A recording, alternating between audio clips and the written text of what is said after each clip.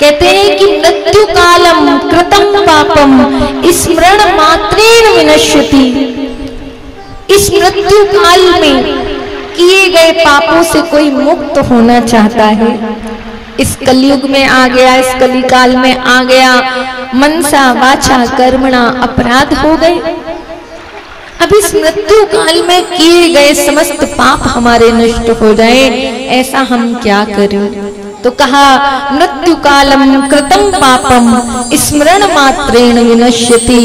इस मृत्यु काल में किए गए समस्त पापों से अगर तुम मुक्त होना चाहते हो, समस्त पापों से निवृत्त होना चाहते हो, समस्त पापों को नष्ट करना चाहते हो, तो तुम्हें प्रभु का स्मरण करना चाहिए। भगवान का नाम स्मरण करने मात्र से समस्त पाप नष्ट हो जाते हैं। श्रीमद् भागवत में सुखदेव जी महाराज ने तो बड़ा सुंदर लिखा, नाम संकीर्तनम यस्य सर्व पाप प्रणाशनम प्रणामो दुख शमनः तम नमामि हरिं परम तम नमामि हरिं परम तम नमामि हरिं परम। अगर कोई जीव ये चाहे कि जाने अनजाने में मुझसे कोई पाप हो गया, अब उस पाप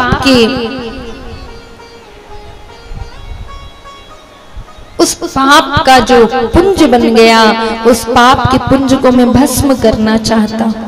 कितना भी बड़े से बड़ा पाप क्यों न हो गया हो, लेकिन उन पापों को नष्ट करने की यदि किसी में शक्ति है तो श्रीमद् भागवत कहती है वो शक्ति भगवान नाम में है। नाम संकीर्तनम यस्य सर्व पाप प्रणाशनम।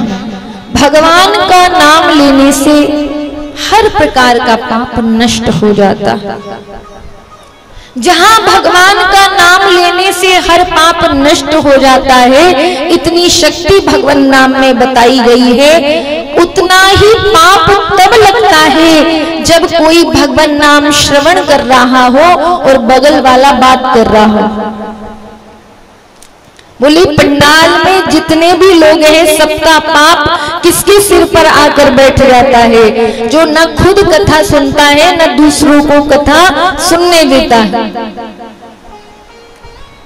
अगर पड़ोसी बात करे तो खुश हो जाना कि हमारा पाप भी उसके सिर पर जाने वाला है, लेकिन उसकी बात का जवाब मत देना। इसलिए भगवान की कथा में कहते हैं कैसे स्थान पर जाकर बैठो। भगवान की कथा में एक ऐसे व्यक्ति के पास जाकर बैठो जिससे आपकी कोई जान पहचान ना हो, क्योंकि भगवान का भजन एकांत में हो सकता, भगवान का चिंतन एकांत में हो सकता। अब आप जान पहचान वाले पड़ोसी के पास बैठ जाएंगे, फिर तो वो पूछेगा ये साड़ी बड़ी अच्छी लग रही, कहां से लाई? तो वो यही एड्रेस बताएंगे। तो भैया जहां शास्त्र कहता है कि कितने भी बड़े से बड़ा अपराध क्यों ना गया हो, आप भगवान का स्मरण करो।